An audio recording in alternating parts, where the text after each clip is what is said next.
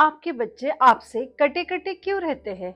या कई बार बच्चे पेरेंट्स से नफरत भी करते हैं, ऐसा क्यों? नमस्कार, मैं हूं Harshada Tiskule, parenting coach and student mentor और आज पेरेंटिंग से रिलेटेड एक बहुत ही अहम समस्या पे हम बात करने वाले हैं। आपने कभी गौर किया है, बचपन में वो बच्चा जो घर आते साथ एक ही सांस में अपनी पूरी बात आपको बताना चाहता है, वही बड़ा होते होते सिर्फ आपको हाँ या ना में जवाब देता है, आपसे कटा कटा रहता है। क्यों बच्चे अपने कमरे का दरवाजा हमेशा बंद रखते हैं? कभी कभी हम सोचते हैं कि उम्र बड़ी होने के कारण यह ऐसा बदलाव आया है, पर क्या यही सच है?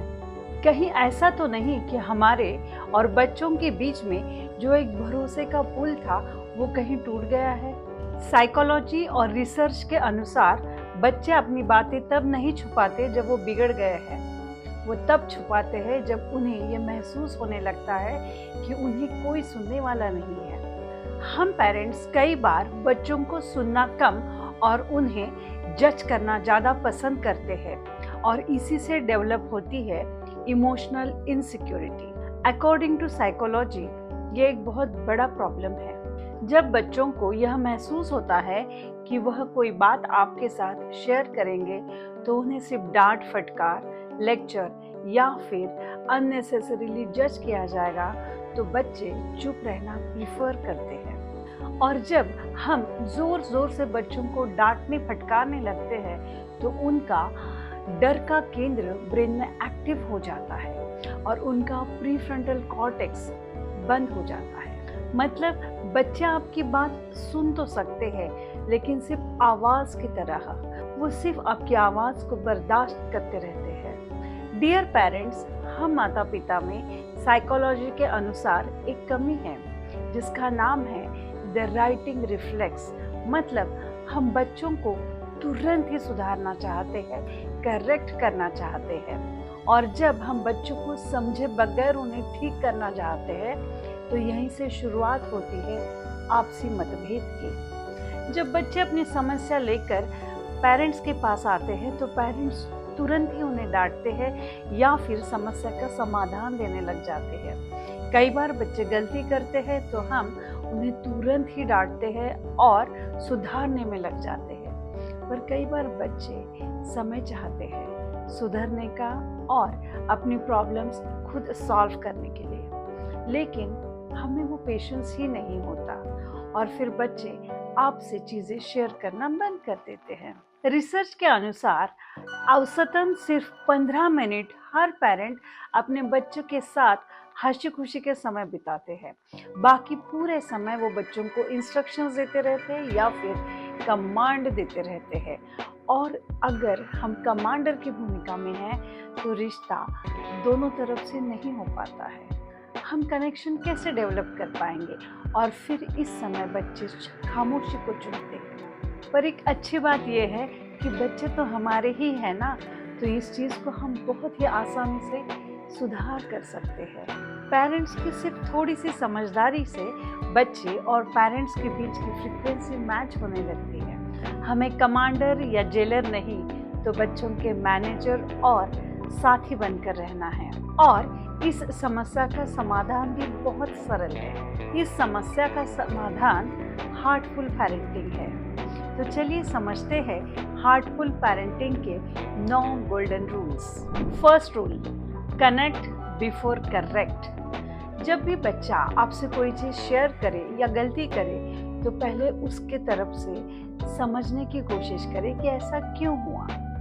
उसके लेवल में आइए, उसके बराबर बैठिए, आंखों में आंखें डालकर उससे बात कीजिए ताकि बच्चे सिक्योर्ड फील करें और अपनी बात सही तरीके से रख पाए। धीरे से पॉज लेके उस समस्या के समाधान पे विचार करें ताकि बच्चे को यह महसूस हो कि पेरेंट्स मुझे समझते हैं। इससे बच्चा डिफेंसिव होने की बजाय आपके साथ ओपन अप होगा और आपका काम आसान हो जाएगा। सेकंड रूल, नेम द टेम। बच्चा जब भी कोई एग्रेशन दिखाए, इमोशंस दिखाए, उसको तुरंत नाम दीजिए। जैसे बच्चा कोई काम कर रहा है और चिड़चिड़ा फील कर रहा है, उसे बोलिए शायद आपसे ये नहीं हो पा रहा है, इसलिए आपको इरिटेशन हो रहा है क्या? आपसे खिलौना टूट गया, इसलिए आपको रोना आ रहा है क्या?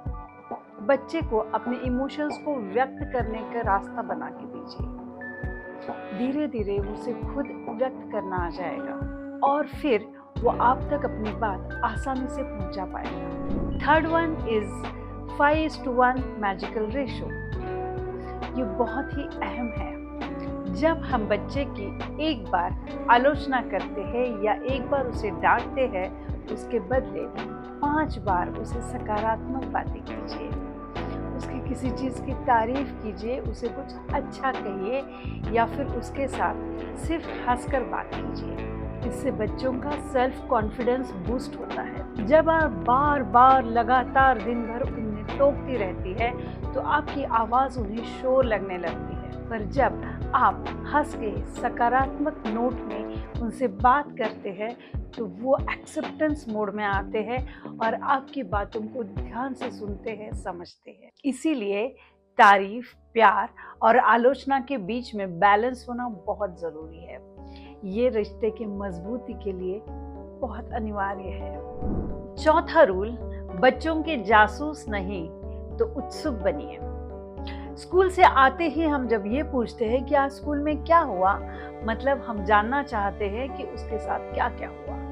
लेकिन अगर यही क्वेश्चन को थोड़ा सा ट्विस्ट दे दिया जाए और पूछे कि आज स्कूल में सबसे इंटरेस्टिंग क्या था, तो शायद बच्चा हाँ या ना में जवाब देने की जगह आपको बहुत सारा बड़ा सा वाकया बताए और आपके साथ ओपन अप हो जाए। अगली बार डायरेक्ट क्वेश्चंस करने की जगह ऐसे इंटरेस्टिंग तरीके से बच्चों से बातें निकलवाए ताकि बच्चे इंटरेस्ट के साथ आपके साथ चीज़ें शेयर कर सकें। क्योंकि जब हम ओपन एंडेड क्वेश्चंस पूछते हैं तो हाँ या ना का जवाब सुनकर कन्वर्सेशन को वहीं ख़त्म कर देते हैं।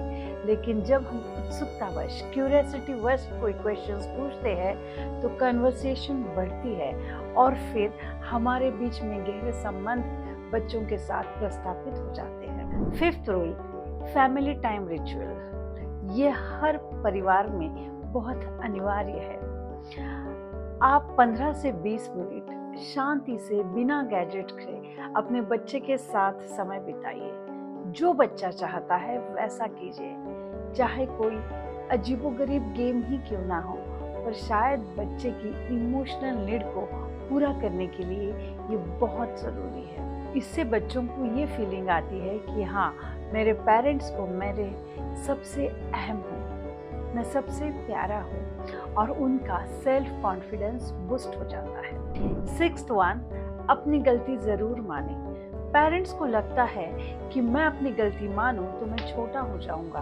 हमारा ईगो कई बार हमारे आड़े आ जाता है, लेकिन जब हम बच्चों के सामने अपनी गलतियां मानते हैं तो बच्चों को लगता है कि हाँ, पेरेंट्स सच्चे हैं, वो अपनी गलती भी मानते हैं तो मेरी गलती को भी वो एक्सेप्ट करेंगे और इसलिए वो हमसे बातें नहीं छुपाते। कभी बोल के देखिए कि बच्चा, आज मैं बहुत चिड़चिड़ी हो गई थी ना, बहुत काम था, शायद इसलिए तुम्हें ज़्यादा डांटी हूँ, सॉरी बच्चा, कल मैं ध्यान रखूँगी। और फिर देखिए बच्चा नेक्स्ट डे आपको जब काम में देखेगा, आपको प्रेशर में देखेगा, आपकी हेल्प करने आ जाएगा। सो कन्वर्सेशन दोनों तरफ से कीजिए। हमारी गलती है तो एक्सेप्ट ज़रूर कीजिए। Seventh rule, don't change your child's identity, just treat his behaviour.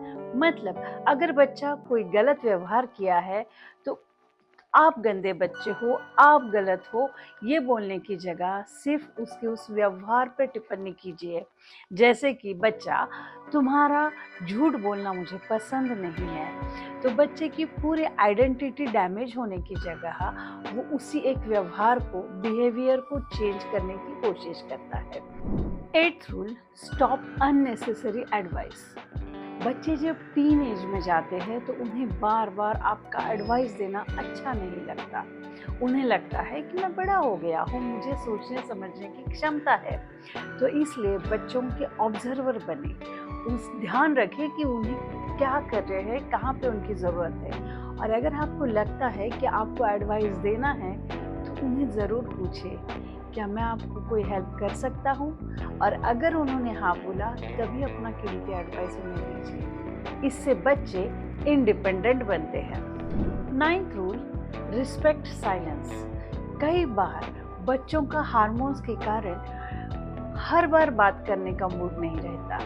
वो कभी खामोश रहना पसंद करते हैं। ऐसे समय उनके खामोशी को आप रिस्पेक्ट करें। उनके आजू बाजू प्रेजेंट रहे, लेकिन उन्हें बार बार उस चीज़ को बताने के लिए फोर्स ना करें। थोड़ी ही देर में बच्चे जब शांत हो जाते हैं, अपने आप ही खुलते हैं और अपनी बात आप तक पहुंचाते हैं। सो बच्चों के साथ बने रहना है, चाहे कंडीशन कोई भी।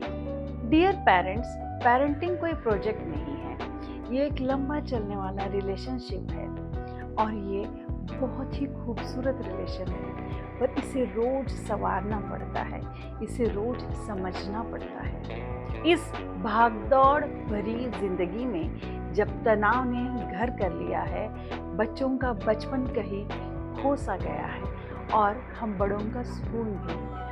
लेकिन अगर हम थोड़ी सी समझदारी दिखाए तो हमारा घर बच्चों के लिए सबसे सुरक्षित और सुकून भरा घर बन सकता है। तो चलिए हार्टफुल पेरेंटिंग के ज़रिए अपने बच्चों को वो सिक्योरिटी और सुकून दें। Thank you.